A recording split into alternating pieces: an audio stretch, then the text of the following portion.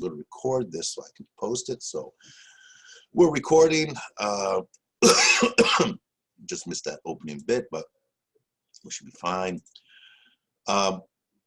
So again, back to the importance of argument, to this example of Legault making his case and argument for closing the bars and the restaurants. But is he leaving anything out? Is he giving us explanations that we can deduce are logical for those closures? Is he anticipating objections? Is he addressing those objections? The objections as simply as the people who own bars and restaurants. How are they supposed to survive? Does he come in and in the press conference or in the documents that he may be posting, addressing that issue? They will be compensated. Okay, how are they going to be compensated? Where's the money going to come from to compensate them? Okay, same thing when he is making his argument to keep the schools open. Is it a logical argument? Right, so you'd be looking for things to stipulating that no, it's okay to keep the schools open because what's his reasons? And you want to be able to unpack those as best we can. Now, that's politics, so they often are engaged in some trickery to convince and avoidance, right? But again, it's just another example of how the argument and persuasion is everywhere around us, and that you want to be as attentive to it, because then you'll be more aware. What exactly is an argument? An argument involves the process of establishing a claim and proving it. Simple. Okay. Whatever the claim is, I don't want to drift too far away from your own projects, but be thinking about what claims you are going to be making. And of course, when you're reading for this assignment and when you're preparing your annotated bibliographies and you're looking through the source material, is the argument in those source materials clear? And that's another thing to be attentive to, is the clarity of the presentation of the argument, right? And that, in this case, that's how well they write, and how well they write speaks to their ethos, to their credibility. They can have 20 PhDs, but if they can't write a proper sentence and therefore their arguments are unclear and confusing, then that undercuts their credibility, as it would with you guys when you're writing. And for you guys, it's even more important because you don't have those PhDs or whatever else you can use to establish your credibility. So the most important way that you establish your credibility as students is through your writing, showing that you know how to write well, communicate well, and that will always be impressive to your audience and will alert your audience that you are someone to be reckoned with, if you will, right? The writing and the logic of your argument. Oops. Okay, so the essential ingredients of an argument is an issue that is open to debate, right? That speaks to your need to anticipate objections. Your argument is related to your position, right? Remember, don't confuse argument with, battling and confrontation. That can lead to arguments of that nature, but you are taking a position. And then you are going to make the argument as to why your position is valid. And that's where you need the reasons for that specific position you're taking. You're engaging in a discussion, right? Think about your the specifics of your own projects, okay? And you're looking to see, well, who are the people that would disagree with this course of action, or even disagree with your premise? And we get that. I don't think he's here now, obviously not. About mask wearing, right? What is the premise of the pro or con argument to wearing masks? Well, the premise would be, if you're for mask wearing, the premise is wearing masks will reduce the spread of the virus. There's many people out there, what they're calling the anti-maskers, what's their premise to counter that? Or are they attacking that very premise? So in which case then you would need to prove with data that the masks in fact are a preventive measure. And then if there's counter arguments to that, you have to be able to address them, right? Who's saying that it is protective and reduces the spread? And then that comes to your sources, right? And if your source is, say like a Dr. Fauci, who has established himself in the field of infectious diseases and so on, that's going to carry more weight than if the counter arguers are drawing for their sources Facebook videos from a sketchy Facebook site, even if the people in those videos are doctors. It can get very tricky. I'm using, obviously a topical issue to bounce this off, but if you're following it, there are doctors out there who are saying that you don't need to wear masks. So then we have to assess, those two different sources. Who has the greater credibility, right? Obviously, and this would be doctors and doctors, because if you have someone who's not in the medical or scientific community saying you shouldn't wear masks, well, that pretty much undercuts that argument.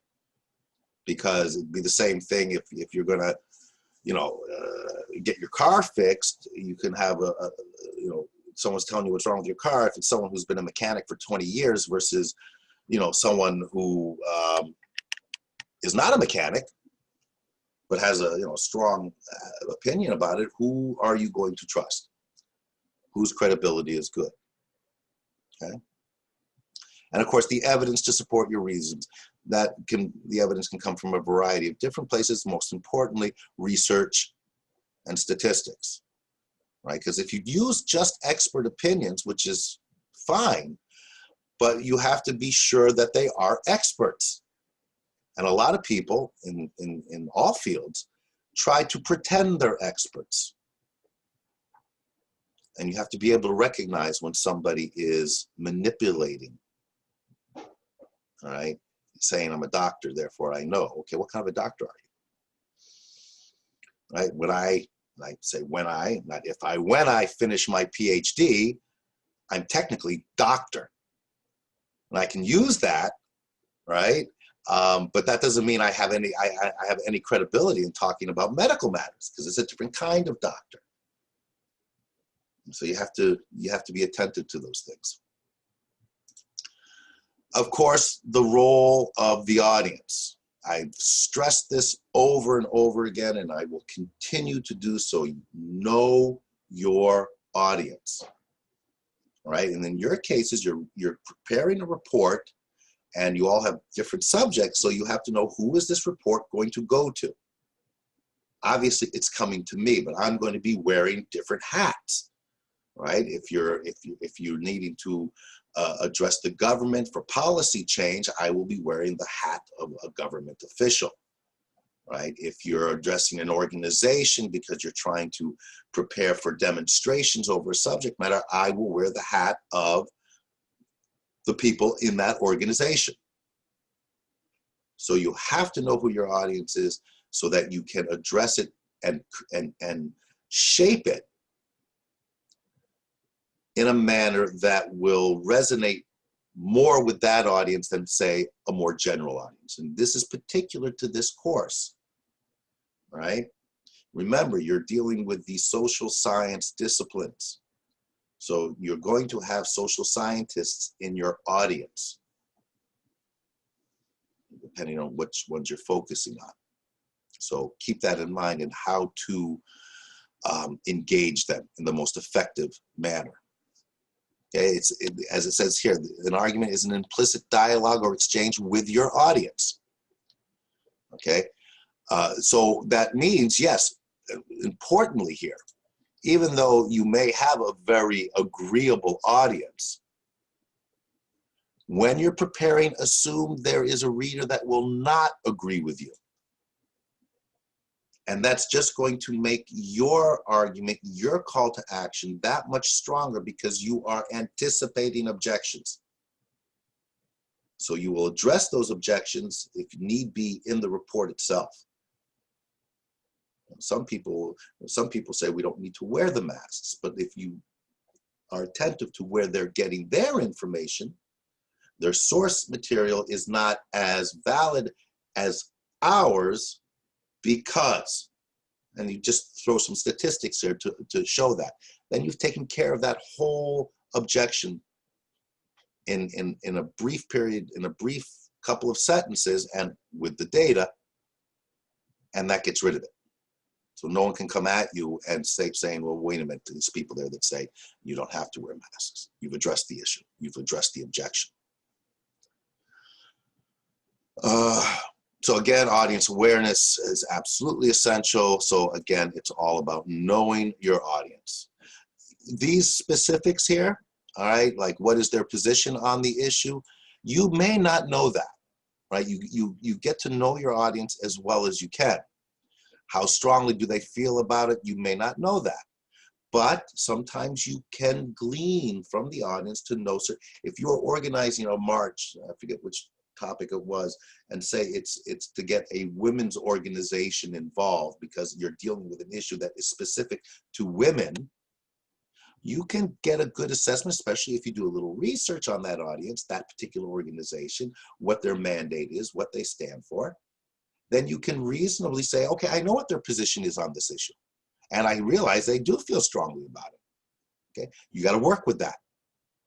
That gives you an avenue by which you can make your argument and your call to action even that much more powerful.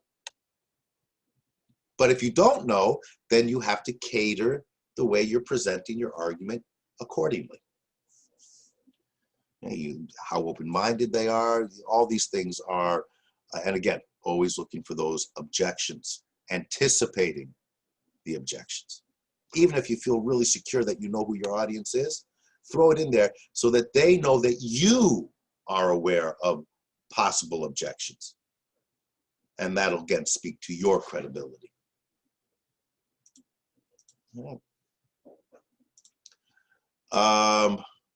Okay, so the rhetorical triangle, we talked about this last week.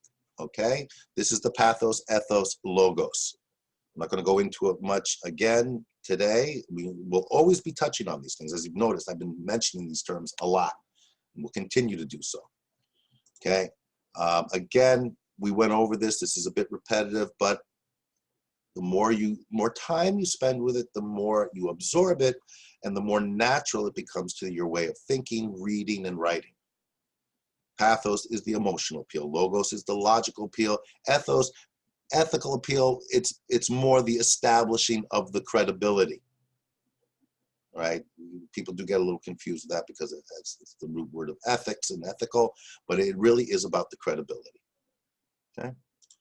How do you identify pathos? Again, we talked about it, right? The way it's written, the images that may be used, figurative language, versus literal language. Always be attentive when you're reading something. If the article, you don't see it often, but you want to be attentive to it. If the article is dipping into figurative language, okay, so which we more commonly see in literature and so on, that should alert you. Okay, why are they doing that?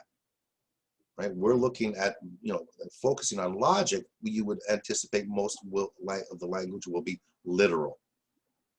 Okay. When it says carefully crafted syntax in terms of sentence structure, you want to be able to recognize, are you trying to draw on my emotions here? Right? And always when you see, and again, pathos doesn't necessarily have to be a negative thing in academic writing, but it has to be used properly. So one of the things to be attentive to are personal anecdotes. Right? When in the articles that you're researching, they will drift into saying, when I was 14 and I was living in Arkansas, okay, right away that should alert you, okay, where are you going with this? How is this relevant? Are you just trying to get me to be more amicable to you? That's a means of getting me emotionally involved. Is it appropriate? right? And of course, that comes back with your own writing. Remember, you want to, for the most part, avoid in your writing for this course personal experiences or stories, all right? Because the report, the final report you're writing, isn't about you. I mean, I got to qualify that, right? It is about you, and the only place you're going to dip into that is if you choose to have that section on qualifications. It's about you insofar as, you know, why should I think that you're capable of doing this?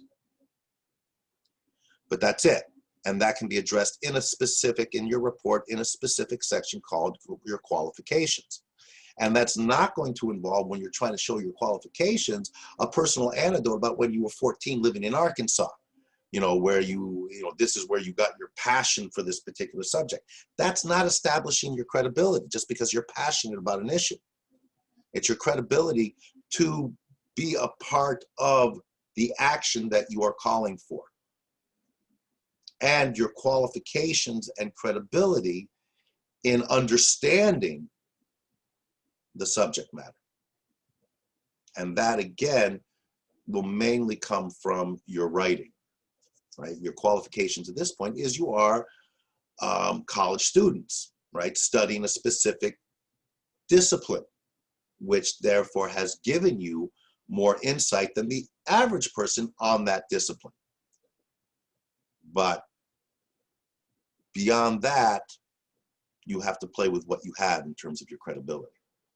Bottom line is, be wary of personal anecdotes.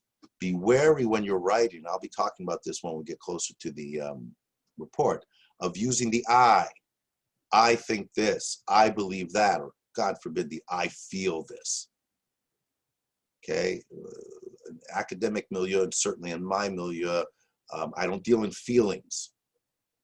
Okay, you're here to prove something. For the most part, you're going to be avoiding the use of the word I. Because again, your report is not about you other than that qualification part. It's about the subject, the topic, and the call to action.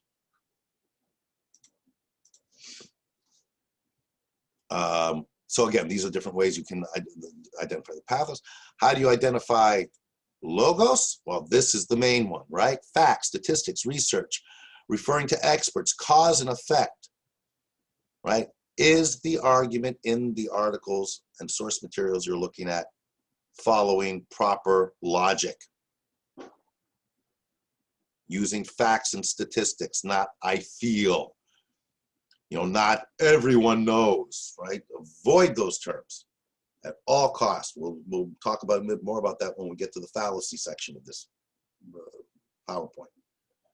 All right, facts, just the facts, ma'am. There's a quote from a TV show from way back when called Dragnet. Again, when you're referring to experts, be sure they're experts. Right? That's shouldn't be a big problem with you because you've studied research methodology, and as we've mentioned, and certainly we'll talk about it more when you're preparing your annotated bibliographies, what databases are you going to get your source material? Okay, are they peer reviewed? Are they reliable?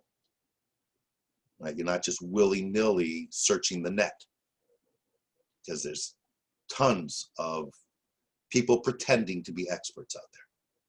You have to be sure that you are dealing with the experts. Okay, and then how to identify ethos.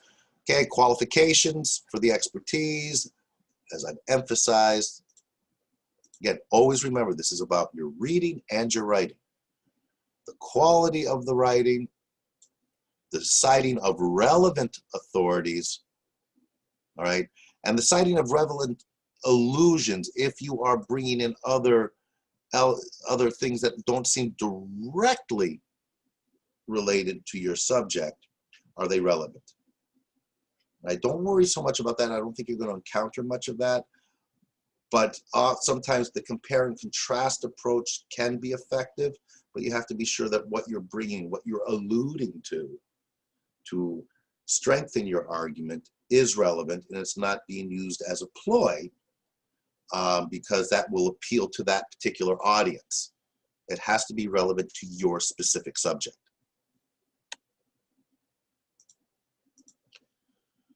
Okay. Facts versus opinions. It's important, okay? Fact can be proven as true based on objective evidence.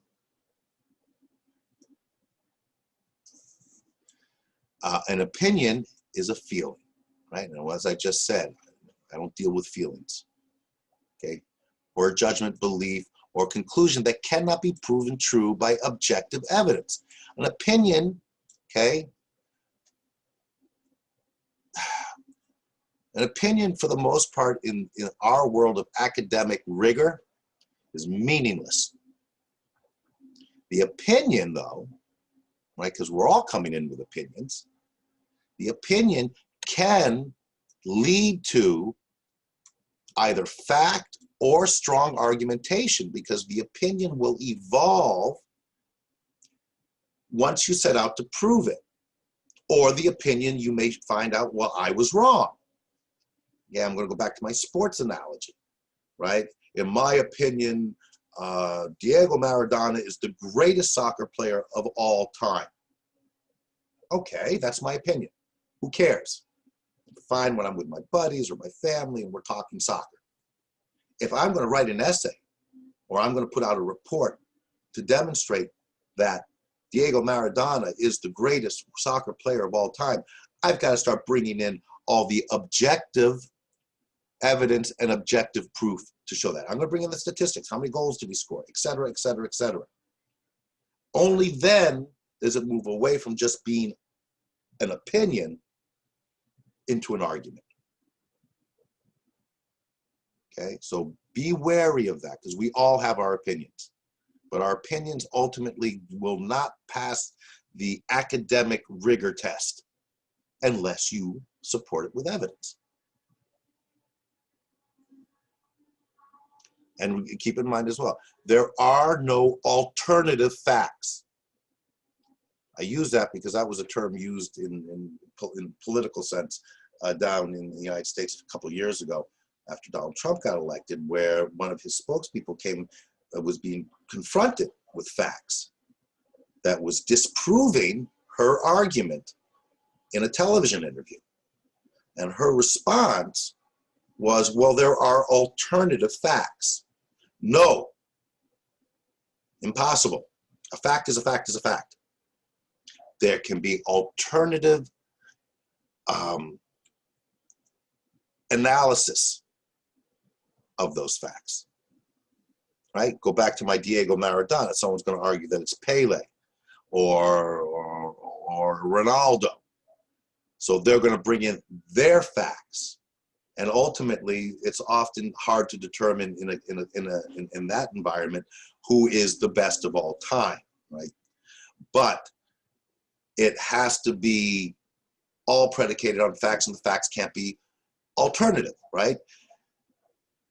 Diego Maradona scored so many goals in his career. Pele scored so many goals in their career. It's recorded. There are no alternatives. But let's say Pele scored more goals than Maradona. Does that make Pele the better player? Not necessarily. It's dependent on how you interpret that fact. Pele only played pretty much for one team his whole career in South America. Maradona played for a number of European teams that were demonstrated to be of greater difficulty to make it into those teams and a more competitive league. Therefore, I could extrapolate from that logically that an argument can be made that even though Maradona scored less goals than Pele, his goals were more challenging to achieve, and therefore that fact can be interpreted as possibly leading and conforming to my argument. But I can't change the facts. This is how many goals they scored.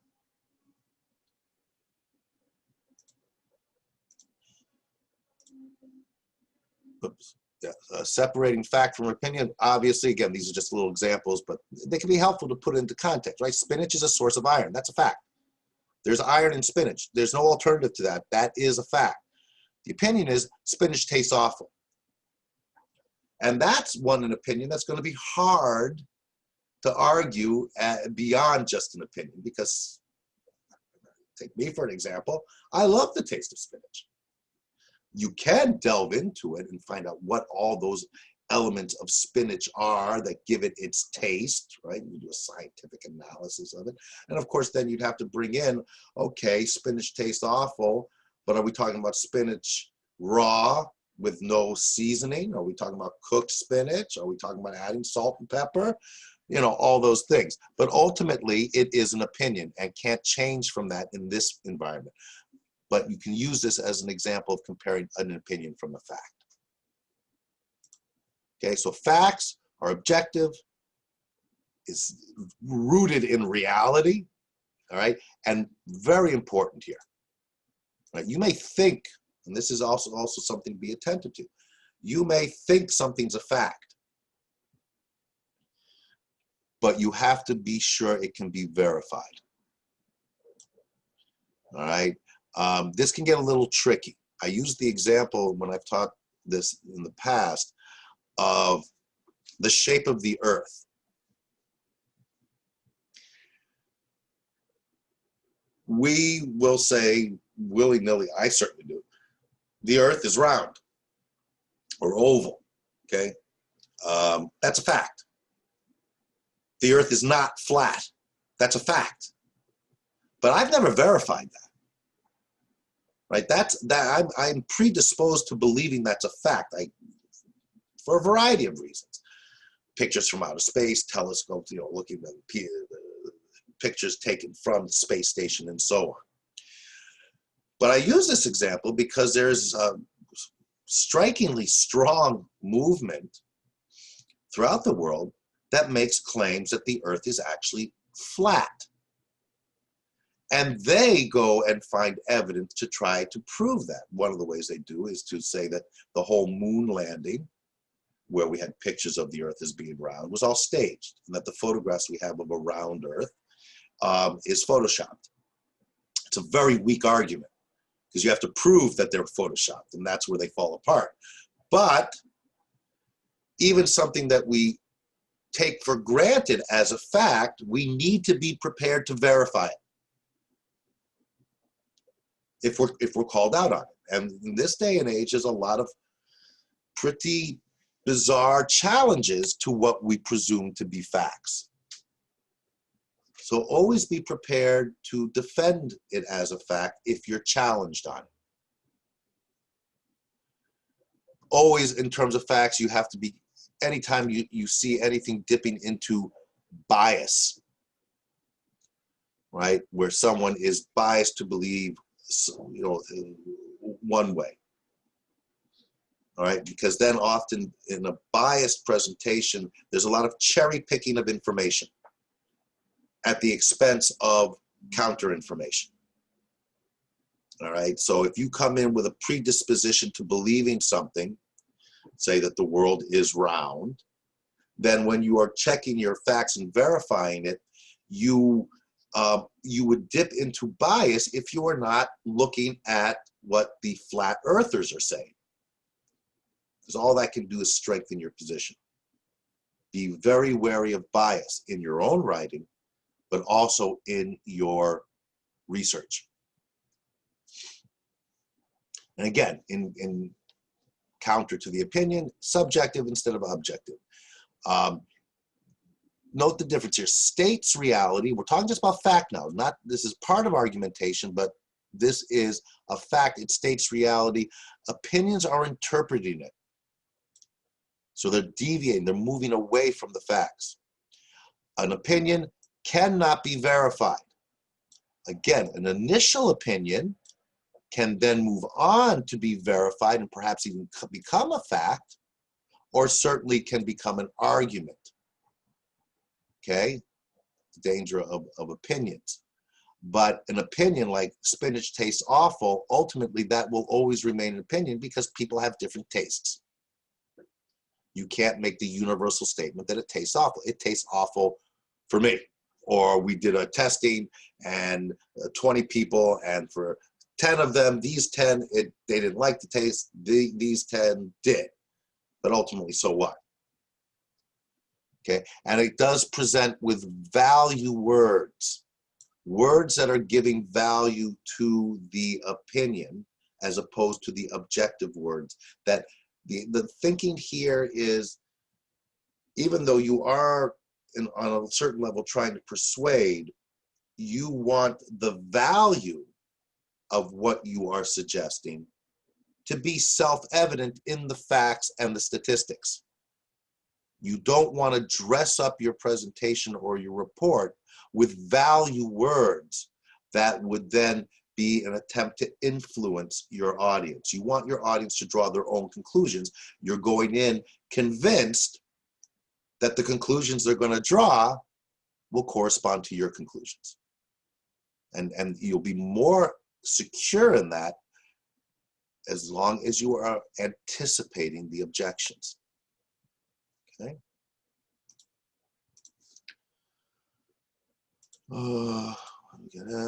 Okay, so questions to identify facts. I think I've made my point with this. You can see, you can read over this.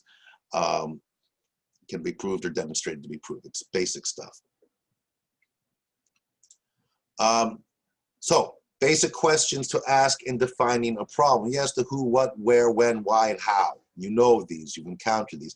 This is nice though. I suggest maybe taking a look at this periodically, because it really breaks it down with the who, right? Because we always say who, what, where, when, why, and how. But you want to really engage in that, all right? When you're defining the problem, which you're going to have to do in your reports, right? This is the problem that we're looking to fix. This is the problem or the situation that needs improvement. You have to identify specifically what that is in your background information and so on. So these you want to address it. So it's a good checklist. Okay, when did this problem occur? Okay, who are impacted by this problem? Right, you want to identify that. What are the impacts and so on. Okay. Okay. Language of argument. Again, this is a bit repetitive now. Opinion is something you have. Okay, it's based on individuality, and individual judgments. An argument is something, and this is important, the argument is something you construct. Okay, so again, the opinion can move into the construct of an argument, but that is only after you start doing your research. Okay, it's a form of discourse that is built through logical reasoning and always supported by evidence. Okay, again, this is a bit repetitive and a bit obvious, but it's always good to be reminded of it. Okay, so this is where it's going to be a lot coming at you. I'm going to go through it fairly quickly, and we'll in all likelihood be returning to this PowerPoint more than once in the course of this semester. Okay, because again, there's going to be a lot of terms coming at you at this point. But this is the basic construct and things that you need to know in terms of making the argument. It starts with a proposition, and that proposition develops probably with the premises, and it's based on a connection of the premises to come to a conclusion. Those are the three things, right? Proposition, premise, the proposition, what you are trying to show or prove. The premise is the statements of reason that are used to support your conclusion, and of course the conclusion is the end result.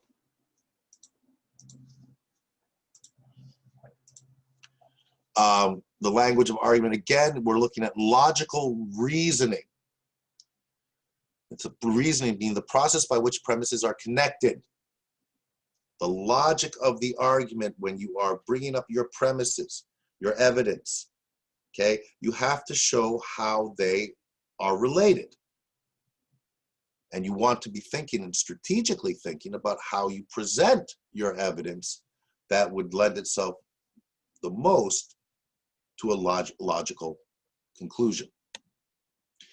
The different kinds of logical reasoning, there's inductive, which is going from specific examples to general conclusions. the small to the big, or deductive reason, which goes from the conclusion to the general premises. Look at it in that way, and we'll I don't know if we'll have time today, but I will be talking about this much more when we get closer to the even the outlining stage of your reports. Analogy conclusions drawn from shared characteristics based on comparisons. That's what I was talking about earlier. Sometimes the compare and contrast can work to your advantage. Logical reasons are supported by evidence, facts, authorities, primary sources, right? We're clear on that. And statistics. Be wary here. It's in here, but you have to note the caution. These first-hand accounts may be seen as atypical or trivial, so should be used to support other forms of evidence or not used at all. Be very attentive if you are drifting into using your personal experiences, other than in that qualification section. Right? Could work. I'm not saying you can't use it, but you have to be careful how you use it.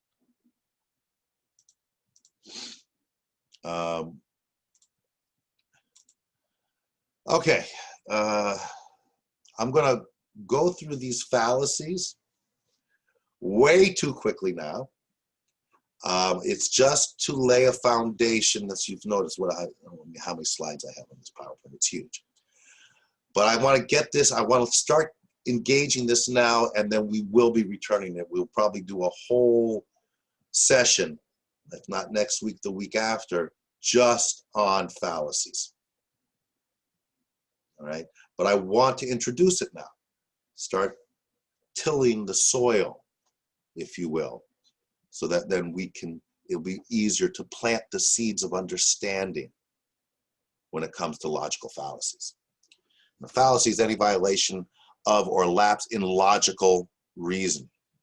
The more familiar you are with logical fallacies, the easier you will be able to recognize people who may seem to be an authority on something and they're not. And often what they are very good rhetoricians. They know how to purposely use logical fallacies, dress it up like it's still logic to fool an audience. Happens all the time. Not so much in the, hopefully not too much in the scientific or even social science community, but certainly in politics, and certainly out in so many things that are going on in the world. But it does slip into the academia, and you have to be able to recognize it. Often it slips into academia and in your research when people aren't realizing they're engaged in a logical fallacy. And that's, of course, very, very much relevant to your own writing, not for you to not engage in logical fallacy writing because you're not realizing it's a fallacy. The three general types of fallacies, some does not imply all. Just because some are like that doesn't mean it's all. That's generalizations. Insufficient evidence. Right? These are obvious fallacies. If the evidence is insufficient or irrelevant, right? It's not. Then your argument falls apart. Correlation, not cause. Just because there's a relationship to something doesn't mean that it caused something. Okay, these are tricky, so bear with me. I know that going through these, unless you have studied logical fallacies in the past, this might be a bit frustrating. I'm going to go through them all, and as I said, we will come back to them. They're really important. So, common fallacies. Hasty generalizations. I'm just going to pick on the ones for now that I think are more obvious and really important for us at this stage. Okay? Hasty generalizations. This is the fallacy I see most in students. Generalizations. Making that assumption that everyone knows this. Okay? Or that everyone should know this.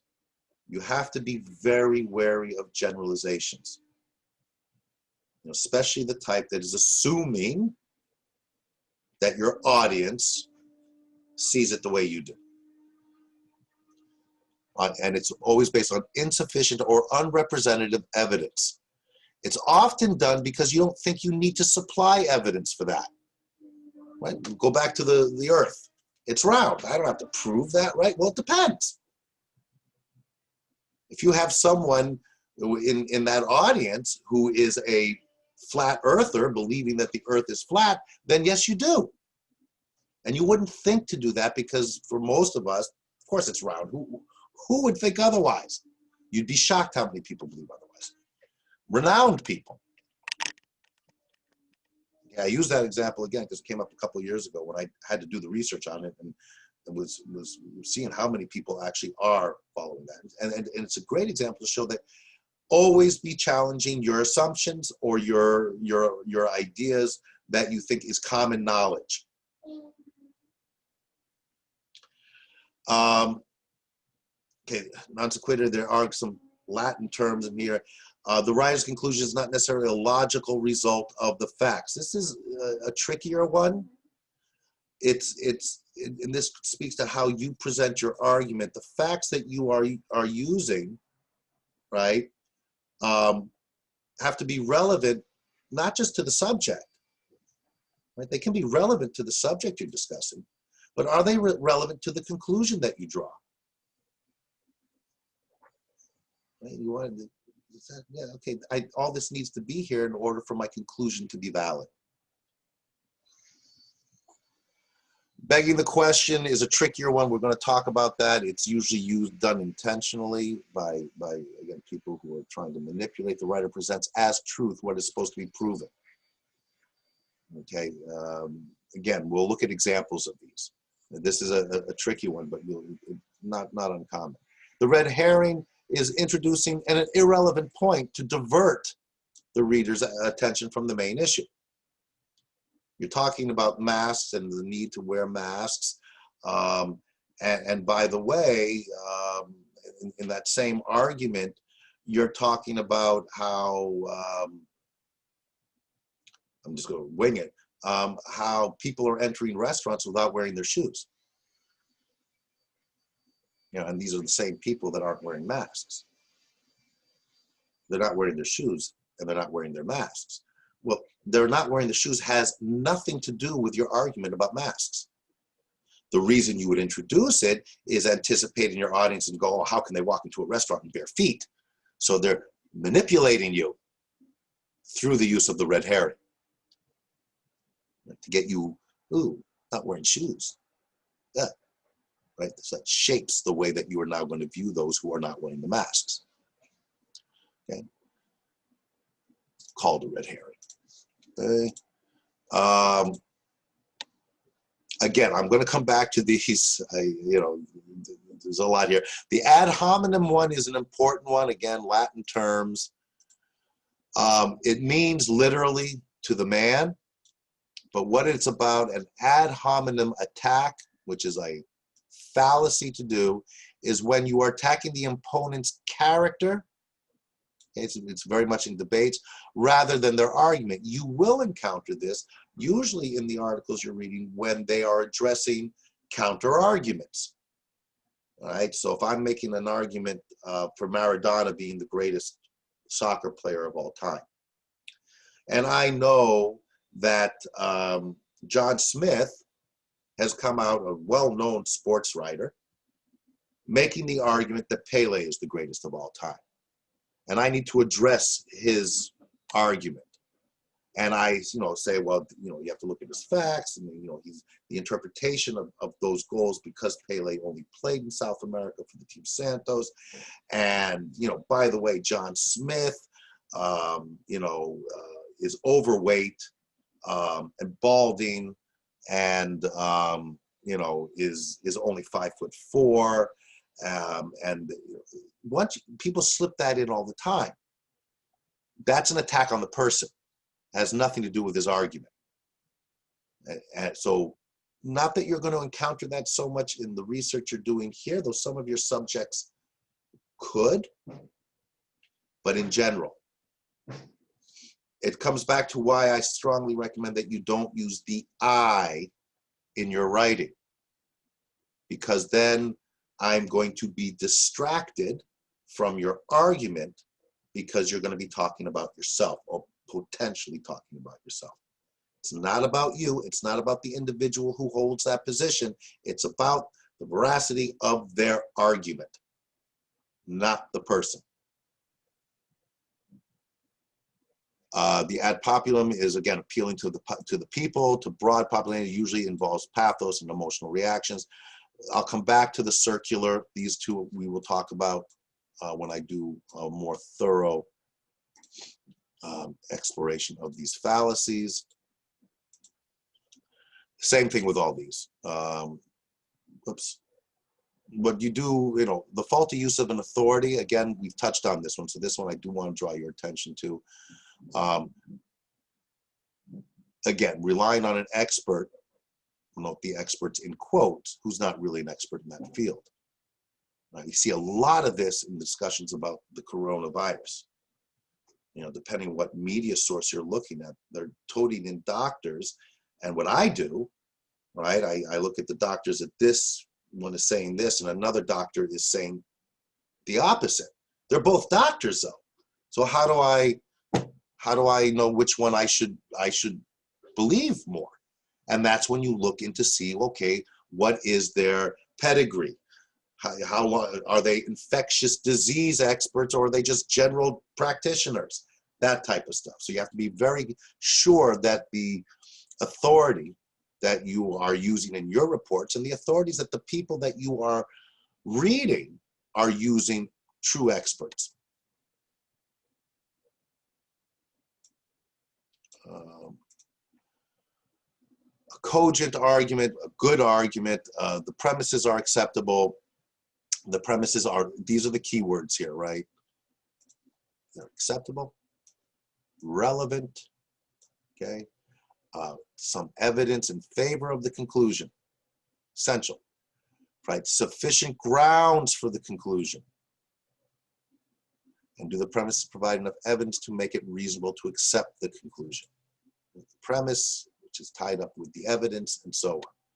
An argument satisfies these three conditions of cogency. ARG for acceptable, relevant, and grounds. That's where they get their ARG. Okay, then it is reasonable for you to accept the conclusion. We're almost done. Bear with me.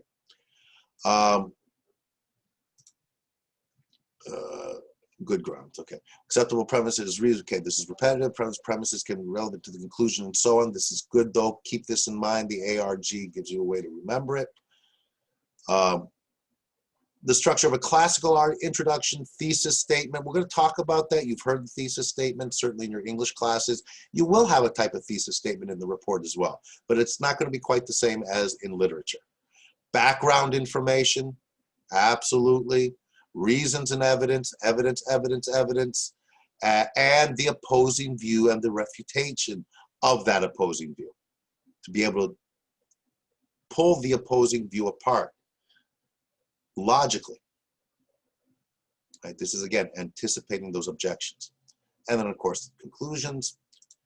And finally here, techniques for writing an argument, analysis of the rhetorical situation. Know your audience. I'm just going to review this quickly. Know your audience. The purpose of what you're, the purpose of what you're reading and analyzing, and of course, the purpose of what you're writing. That comes back to your call of action. Call to action. Why are you writing this? You're not just analyzing something in this type of report. This is the social sciences. You are looking for a solution, and the solution requires a plan of action. That's the purpose. The ultimate purpose of the report is to get some kind of action accomplished. Okay. You're always focusing on the debatable proposition or claim, which becomes obviously your thesis. Again, we'll talk more about that, but understanding that the position you're taking and what you're advocating for is in all likelihood debatable. Opposing points of view, you need to address them. It gives greater strength to your own argument if you can address the opposing points of view and reveal them to be less impactful than your argument. But you have to do it fairly and accurately. You can't, that's where the greatest danger lies in terms of you falling into logical fallacies, could be when you are trying to refute an oppositional position. You have to do it in a balanced way. Otherwise, whoever's reading your report, your audience, is going to recognize that now you're engaging in a logical fallacy, and that, of course, really impacts your argument and your credibility. Support your claims with sufficient evidence, facts, statistics, quotations, sound research. Okay? Always so essential. All right. So that's the PowerPoint. Well, that's 30 slides. That's a lot. I know. We're going to come back to it. I just want to introduce it now because we're going to be moving fairly quickly from here on in. We still have plenty of time, but nonetheless, as I said earlier, you know, you guys really need to be able to manage your time. You don't have as much structure in this class as you have in probably your other classes. So you want to really be prepared. Okay. Questions? No questions. I'm okay. You're okay? Yeah, you didn't fall asleep. You didn't fall asleep during all that? No, I listened. Okay. So again, I know it's a lot of information there, but the reason I'm introducing it now again, and the reason I'm going to go over it again, is one of the goals, other than producing your final report and learning how to put all that together and your writing techniques and all this stuff, is these issues here as well go well beyond what you're doing in this class, I would suggest. It's necessary for this class, but you know, and this is, I think you've picked up with the way that I teach, especially if you've had it in my English classes, the idea is you're not just learning this stuff to pass this course. You're learning this stuff so that you can take it with you in everything else you do in your life. That gives it purpose. You know, why take this course if it doesn't have something beyond your final grade? What's the purpose of this, if you will? All right, and I think this stuff is really important. We good? Yeah. Okay, I had a couple of other like examples of deductive reasoning and inductive reasoning. I'll save those for next week. And of course, keep an eye on the dates for the review that you're doing. The things I'm showing you here, and I know it's a bit overwhelming, so you may not be able to spot all those things when you're reading for this particular assignment. But by the time you get to your annotated bibliographies, that's why next week we're going to go over this again, probably because I really want for that annotated bibliography even more than the review, for you really to be looking for these things, because now that's getting into your research. All right, so keep that in mind. All right, I'm going to stop the recording.